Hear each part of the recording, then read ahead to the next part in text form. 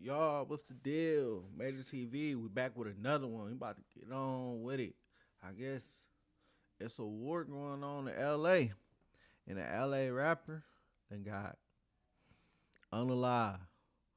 Let's see how this happened. Let's see what's going on in LA, man.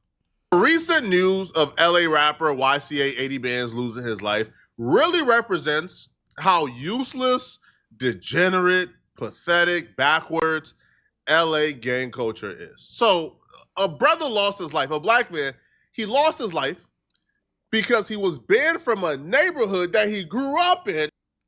Hold on, Flacco. Let's not make this seem like this was just some black man that just grew up regular and went somewhere and got gunned down. This is a gang member that know about what could happen any day that got gunned down. So we not just finna say like, oh, he got gunned down. He was an innocent black man. We not finna do that. YCA 80 Bands is from Main Street Crip. Main Street Crips have been in a lifelong beef with the Hoovers. Okay, they are into it really badly. Now, it's unclear how this beef started because, I'm not a gang historian. I don't care enough about gang talk to investigate this. But, yeah, they've been beefing. All right, now, regardless of how it started, to be honest, the beef is stupid. All right, like they beefing over who wears different bandanas that's created in Southeast Asia. All right, they beefing over words being said, and 9 times out of 10, they speaking gang talk, which is gibber gabberish, right? None of that lingo is in the Webster dictionary. It's all stupid talk, all right? Like, if you have a made-up word to diss my gang, and that word means literally nothing because it's gibber gabberish, why do I have to kill you over you saying it, right? Like, there's like somebody creating a word for me called, I don't know, the Flacco diss is Flacco Hannigan, and somebody starts saying Flacco Hannigan 1,000 different times. F Flacco Hannigan. Bro, Flacco Hannigan is gibber gabberish. Like, I'm not I'm not one bit insulted, bro, that you made up a word. But apparently that's what LA gang culture is, okay? People killing. Of course, you not assaulted because you not a part of their culture. If you say a disrespectful term that disrespect me and my family and the ones that pass, it's gonna be a problem. That's how it is in gang culture. Of course, if you this regular dude and somebody say some a word about you or made some word up about you, you're gonna be like, okay, whatever. Whatever, man. Each other over made up words. He was driving through a community today that he's familiar with because he lived there at some point in his life. He decided to stop and go into a smoke shop. Now, the advertisement on the smoke shop, I'll be real, was pretty enticing and hard not to stop for. It was like 35 for a 3.5. Like, that's a deal you can't beat. So he stops and he goes into the smoke shop. Now, apparently when he was going into the smoke shop, 2 men followed behind him into the smoke shop. An altercation took place. They opened fire and ultimately killed him.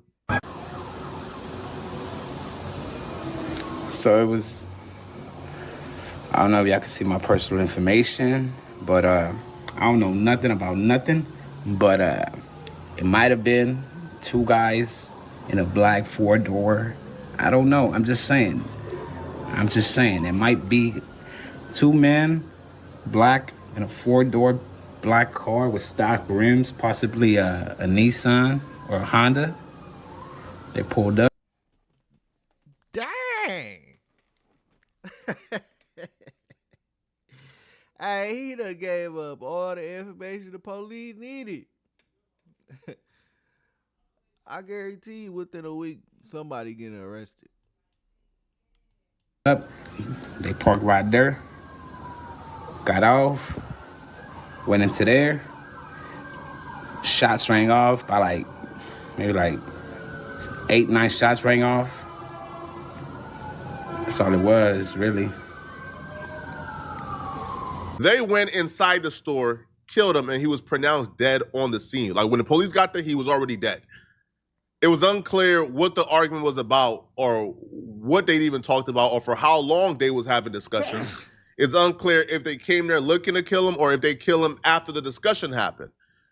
But the question that I hate to even ask, because we're all God's children and we have the right to walk and go anywhere we want to go. But because it's gang territory, you have to ask yourself, why was he over there? Was he over there to simply purchase some smokes? The prices on the window look back though. Like this looked like a setup, man. I'm not. Bro, 20 grams. Hold up. 140 grams for $100?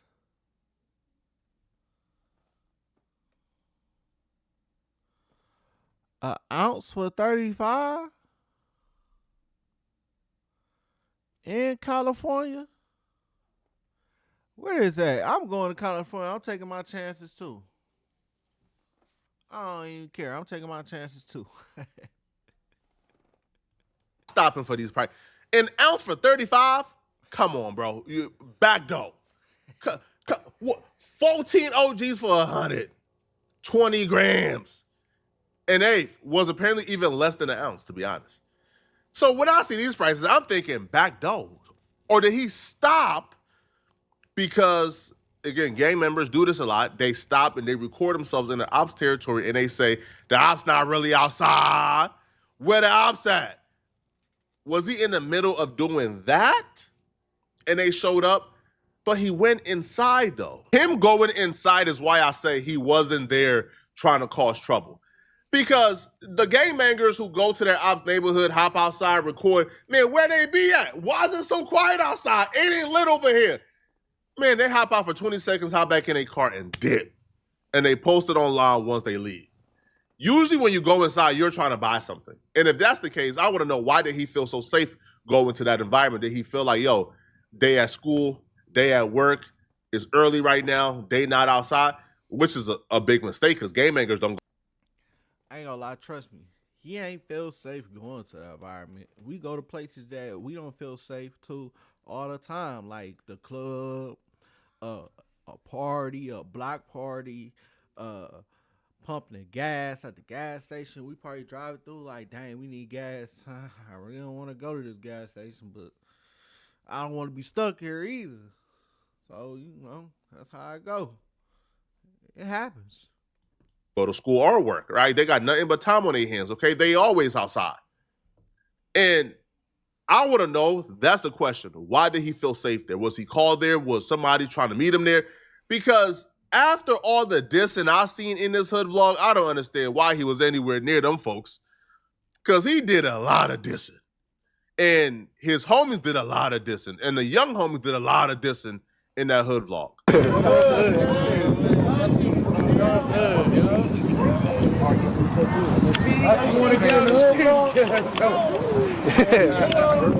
That's why I'm 98th Street. We out here. Niggas got all the buzz on the dead homie. We got all the buzz on the dead homie. You trying to come smoke with your The niggas said we gonna be outside. We two throw through this dead homie.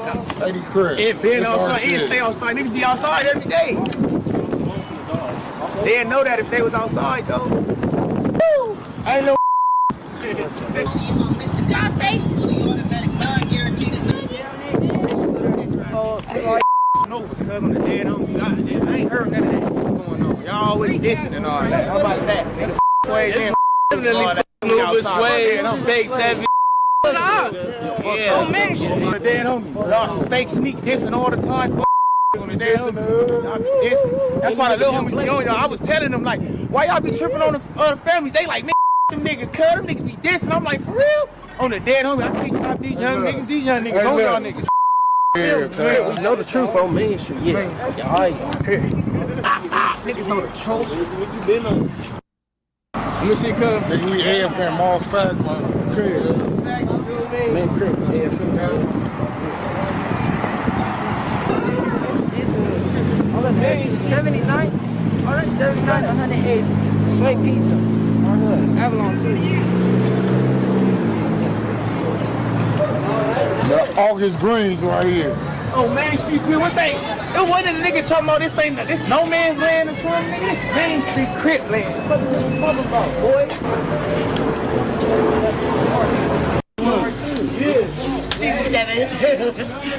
Oh, you got that put on. That's a dude put on. Like nigga like over there that got put on cut trash. I ain't gonna lie though. Dudes like these make it hard for like black men growing up in California to be a civilian. Like it be most likely impossible because like it's like they force you into it. It's like you have to be into it, and they will put you into it. Like it's like you growing up, you going to school, you going to high school, you in middle school, and your homies that you grew up with elementary, they all like, hey, we this now. You like, what? They're like, you gotta be this time. You from the hood too. You're like, I'm straight. You really thinking about an NBA career, a football career, or tennis, whatever you want to do. And you like, man, you can't even walk down the street without minding your own business to go to the liquor store or gas station, get some snacks without a group of young dudes that's out there like ready to get on you. Like it's crazy. Like y'all make it bad for the community. Like I ain't gonna lie, people make it bad for the community because like you should want this dude, even though you game banking and a dude my age and he doing good, and I know that he gonna take off. I'm gonna make it possibly any type of way that nobody touch him, man. Hey, don't touch bro. Bro, he ain't no member, but don't touch bro. Bro gotta go to school. Make sure he get that done. Like, ain't gonna lie, all the homies in the hood, we got all these thousands on us. Let's put something together so bro could play football. They don't think like that. Yeah, Duke Nukem, man, should go. Main Street, Main, outside. I got it, I'm here. All the little niggas that want to be from Main Street, y'all live in these apartments, hit a nigga up, cause on Main Street, Yeah, this that August Greens right here. We do good put on back here. Greens right here. You think you're gonna run, we're gonna lock you out. Hey, stay up out of here. If you a Smigo, cuz stay out of here. We finna do some good cleaning this summer. I ain't gonna even lie. Cause the tiny nose gonna clean it. So if you a Smigo, you might want to get up out of here. I'm not saying he's innocent by no means. He was clearly a participator in the foolery, in the nonsense. He was clearly welcoming that energy with how they dissing. All right. He even says F, the derogatory term for the Hoovers in this vlog. So he did enough for them to hate him. I'm saying, at what point do we exercise compassion, right, for each other? Because if he was a white man and he goes to that neighborhood and he looks like he don't belong, scratch that. If he was a white man who went to that neighborhood, got into an argument with those same people who killed him, you think they killing that white man? They not. All right? Don't even answer it. They not. So I'm saying, if the Indians could ride through your neighborhoods untouched, if the white man could ride through your neighborhoods untouched, even after disrespecting y'all, we've seen it numerous of times. How many videos have you seen of gangbangers arguing with white folks outside of a grocery store or outside of, like, just outside? And those white folks hop in their trucks and they go home untouched. Most of the time, the gangbangers the only threat is their phones. Racist! Oh, he's a racist white boy. Oh, on the dead homies. On the dead homie, cuz. Racist white boy. On the dead homie. Oh, you racist. Hey, he funny, but he not lying, though. He not lying, bro. He not lying. But nowadays, they crashing out on them. They crashing out on the white boys, and the white boys crashing out on, the black. So, I'm just saying, it's going both ways now. And they both up and falling on each other and crashing out on each other. Just saying. Man, they don't smoke nothing about it, man.